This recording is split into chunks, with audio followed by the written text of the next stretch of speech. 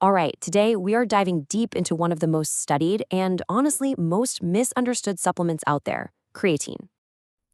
For decades, creatine's been stuck in this little box, right? Labeled for gym bros only. But the real science? Well, it tells a much, much bigger story, a more exciting story. So if you're only thinking about muscle, you are seriously missing the most profound benefits of this incredible molecule. So before we get to all this surprising stuff, we really need to understand what creatine actually is. And the answer is pretty simple, actually. It's all about energy. And not just for your muscles. We're talking about for every single cell in your body. Look, the main idea here is incredibly simple. Just think of creatine as a power bank for your cells. It's just kind of hanging around, on standby, ready to give your cellular batteries an instant recharge so they can keep doing their job. And that job could be anything from lifting a weight to solving a tough problem. And that cellular battery, it actually has a name, ATP. That stands for adenosine triphosphate.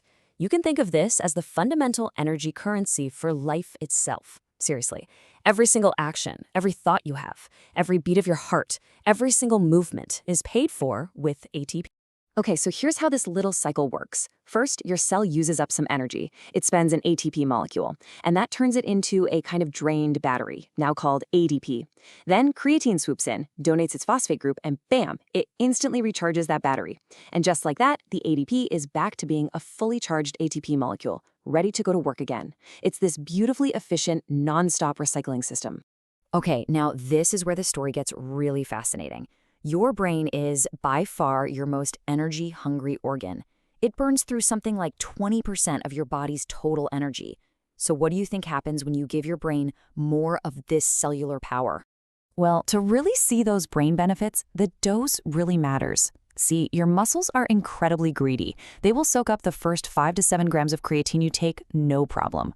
So to get any of that creatine to kind of spill over and actually cross the blood-brain barrier, studies show you've got to go higher. We're talking at least 10 grams for daily cognitive support, and maybe even more if you're under a lot of stress.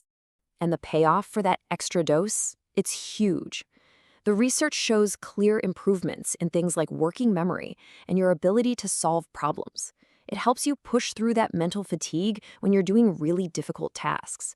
And beyond just performance, it even acts as a neuroprotectant, shielding your brain from stress. It's even showing real promise in supporting mental health, like with depression and anxiety. If you need just one statistic to really blow your mind, here it is. In studies where people were totally sleep deprived for a full night, a single high dose of creatine didn't just help, it completely wiped out the negative cognitive effects. It basically brought their tired brains right back online, and they performed as if they were fully rested. I mean, that is a powerful dose of resilience right there. Of course, with a supplement this popular, there is a ton of misinformation floating around. So let's just go ahead and tackle the 3 biggest myths that scare people away from what is genuinely one of the safest and most effective molecules you can take. This is easily the #1 fear we hear about creatine. This idea that it's going to make you go bald. So where in the world does this come from, and is there any truth to it at all? Okay, this entire myth, this whole fear, stems from a single study way back in 2009. That study saw a small increase in a hormone called DHT, which is linked to baldness. But, and this is the key part, it never actually measured hair loss, ever. And in all the years since, that finding has never, not once, been replicated. In fact, more recent, much more robust trials have specifically looked for this link and found absolutely nothing. No effect on DHT and no effect on hair. Honestly, case closed. All right, next up is myth #2, the idea that creatine is going to somehow harm your kidneys. This is another one of those persistent fears, but it's really just based on a fundamental misunderstanding of how things work. So here's where the confusion comes from. When you supplement with creatine, it raises a waste product in your blood called creatinine. Now, the problem is that doctors use creatinine levels to estimate kidney function, so if that number is high, it can create a false alarm. But here's the reality.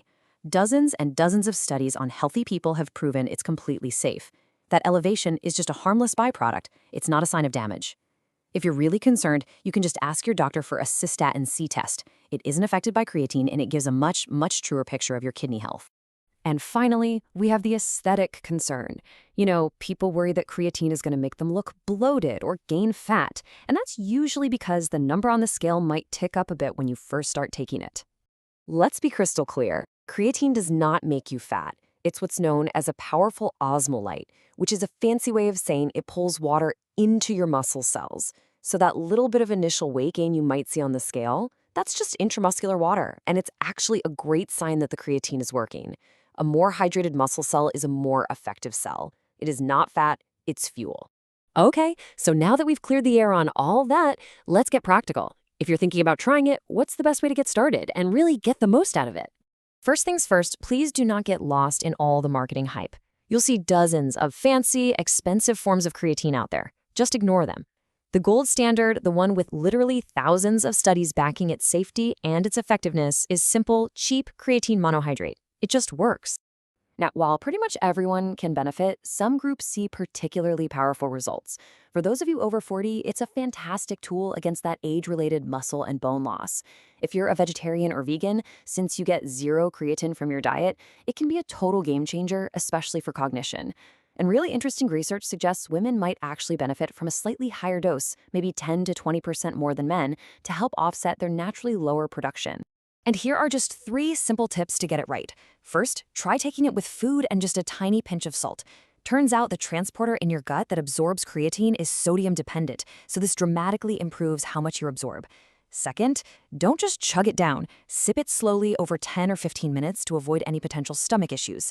And third, since it's pulling water into your cells, just make sure you stay well hydrated throughout the day. That's how you let it do its job properly. So at the end of the day, we really need to reframe how we think about creatine. It's not just a supplement for building bigger muscles. It's a fundamental tool for fueling cellular energy and really for building resilience. So the real question you should ask yourself is, what could you accomplish with just a little more fuel in the tank for your body and for your brain?